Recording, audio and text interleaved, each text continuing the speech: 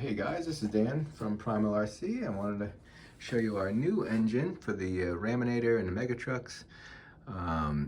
This is basically a 46cc CY engine that we had some really good engine builders modify some parts to it to make it fit into the Raminator and to give it more performance too. So they made a special header for it here that actually uses the stock pipe of the Raminator, just in a different location that I'll show you later. It comes with a mounting bracket for that and a special adapter that relocates the air filter into a different position so it's not hitting the fuel tank at all.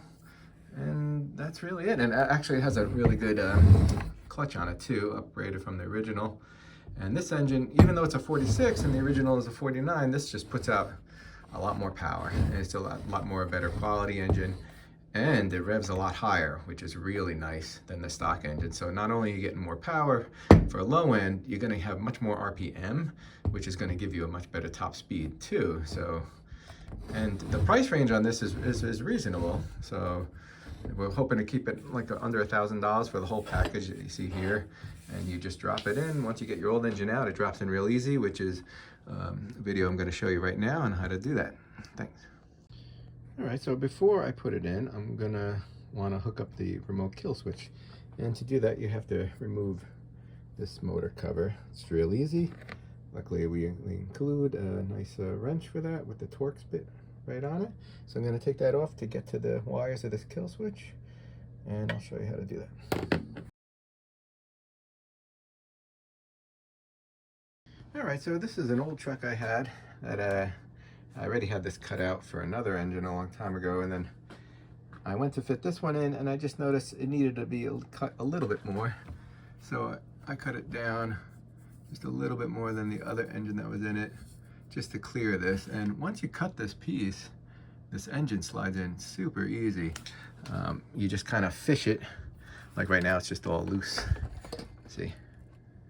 I just pulled it out. So I just fished it down and pushed this part through the hole as much as I can, tilted it, and then just lined up the clutch, and then that's it. And then I'm going to put the 4 bolts through here, and that's actually going to the only 4 bolts that actually hold the main motor on. We're not going to even bother with the rear brace that normally goes under here. I just took that out with the old engine, and these 4 bolts, this casting here is super strong. These 4 bolts should hold it on real good. So we're gonna put that together, and I'll show you how it looks. Okay, so I got the engine in, and with those 4 bolts. And before I did that, I got that wire, like I said, from the old engine, and I spliced it onto. So this is the original kill switch. You have to reach over, push this button. I didn't want to use that. I wanted to use the actual manual kill switch on here, or obviously the remote kill switch on the remote. So I hooked this wire up here to the red coil wire that goes into the coil. So I unplugged both sides of the switch, the red and the black, and I took the black wire completely off the coil and the end of this, and then I just put the switch back here as a fill plug, so there's not a big empty space. On the other side of this motor cover, there's another fill plug, so you could relocate the kill switch on the left or the right if you whatever application you're using it for. So I got that, and I cut like a little notch in it so I could let the wire come out of there. And basically I just plugged this wire into, like I said, the red wire that's already on the coil. So there's no wire hooked up to the black part of the coil. It uses the ground of the chassis as the black, and the red wire is now hooked up to this wire that turns black from the original wire in the engine, and then it goes into the bottom. I'll show you here, just like the original location. I don't know if I could see. Yeah, it's hard for me to film it here. But basically the bottom of this giant switch, was the black wire goes, and then there was a little wire coming from the kill switch.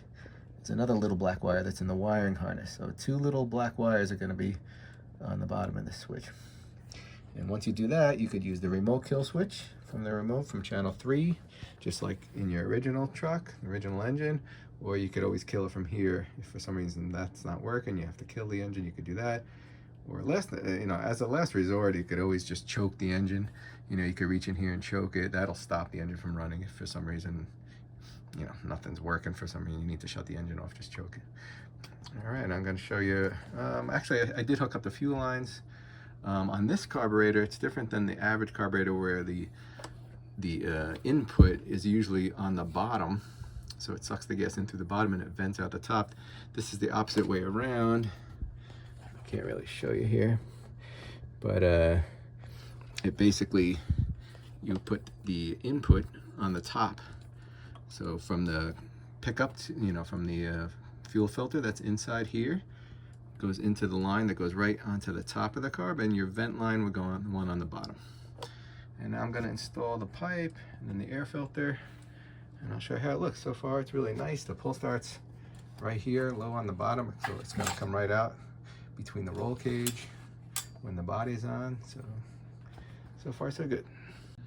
All right, so I got the pipe on. Actually, it goes on real easy. You just unscrew these two screws if they're not already undone from you taking out the old engine.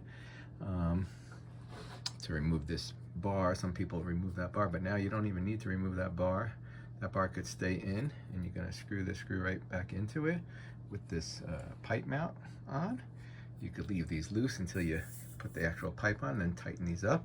The pipe just slides on to the included header.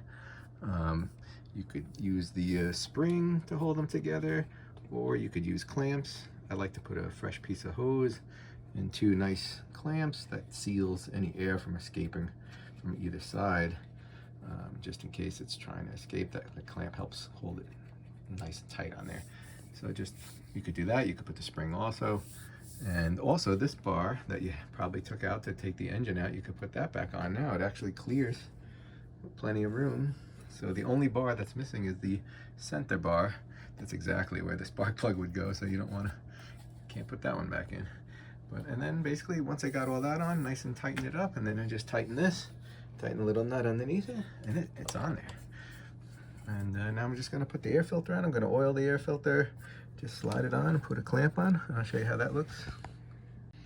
All right, so I oiled up the air filter with air filter oil.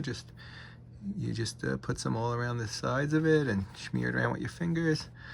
Don't douse it, just a nice coating on the outside is really all you need. Work it in with your fingers and wipe off any excess you got, and then you're just gonna loosen this clamp, slide it over, tighten the clamp up, and that's it. Your air filter is installed. I also adjusted the throttle cable, so I put the same throttle cable, that's the original throttle cable. I just fished it through the little tube that's below this that you can't see right now. You fish it through, and then you hook it right back on, just like the original one hooked back on. And then you want to make sure you're all the way in the idle position. So when you hook that all up, you don't want it to be giving it gas, because if you're giving it gas and you start it for the first time, the thing could take off, and then you don't want that. So you want to make sure it's at idle. So if you turn on your radio, this is already on, my battery box is already on. So when I squeeze the trigger here, the new linkage you'll see move. There you go. See? It goes all the way up, and that's full throttle. And then if I let go of the throttle, all the way back down. So you want that sitting all the way back down like that. And that'll give you a nice, full throw of the gas from all the way off to all the way wide open. And if you test everything else, your brakes, your steering, make sure everything's going. Make sure your kill switch is on. Right now that's red, so I'm going to hit the third channel. Turns green, and this is already warmed up. I just tried it, so I'm just going to show you. I have the choke in the regular off position. The choke on would be all the way down like that, so it's straight down like that, but off is all the way up. So one little pull and it should start up.